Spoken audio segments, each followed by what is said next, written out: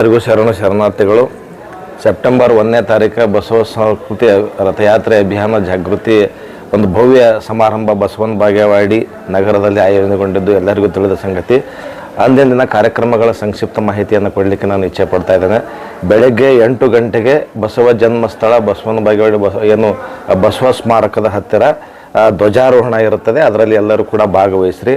ಆಮೇಲೆ 10 ಗಂಟೆಗೆ ಬಸವೇಶ್ವರ ದೇವಾಲಯದಲ್ಲಿ ನಾಡಿನ ಎಲ್ಲ ಮಠಾಧೀಶರು ಆಗಮಿಸಿರ್ತಾರೆ. ಅವರಿಗೆ ಸ್ವಾಗತ ಕೋರಿ ಅಲ್ಲಿಯೂ ಕೂಡ ಬಸವೇಶ್ವರ ದೇವಾಲಯದಲ್ಲಿ ಬಸವ ಧ್ವಜಾರೋಹಣ ಇರ್ತದೆ.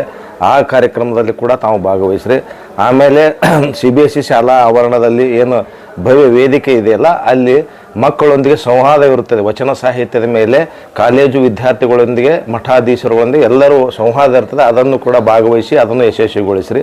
ಆಮೇಲೆ ಸಾಯಂಕಾಲ 3:30 ಗಂಟೆಯಿಂದ ಭವ್ಯ ರಥಯಾತ್ರೆಯಲ್ಲಿ 1100ಕ್ಕೂ ತಾಯಂದಿರನ್ನು ನಾವು ನಿರೀಕ್ಷೆ ಮಾಡಿದ್ದೇವೆ.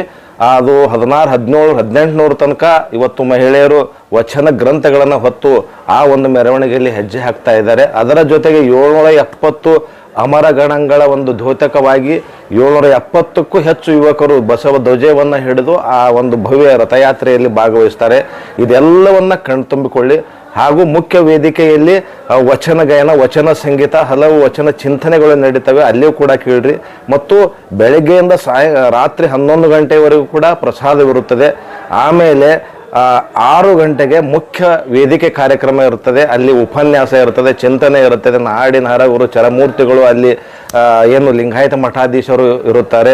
ಆ ಭವ್ಯ ವೇದಿಕೆಯಲ್ಲಿ ತಾವು ಕೂಡ ಭಾಗವಹಿಸಿ ಆ ಚಿಂತನೆಯನ್ನು ಸ್ವೀಕರಿಸಬೇಕು. ಆಮೇಲೆ ಜಂಗಮದೆಡೆಗೆ ಅಂತಕ್ಕಂಥ ನಾಟಕ ಸಂಜೆ 8:30ಕ್ಕೆ ಇರುತ್ತದೆ. ಆ ಒಂದು ನಾಟಕವನ್ನು ಕೂಡ ತಾವು ಸಾಣೆಹಳ್ಳಿ ನಾಟಕ ಕಲಾತಂಡದ ನಾಟಕವನ್ನು, ಜಂಗಮದೆಡೆಗೆ ಅಂತಕ್ಕಂಥ ನಾಟಕವನ್ನು ನೋಡಿರಿ.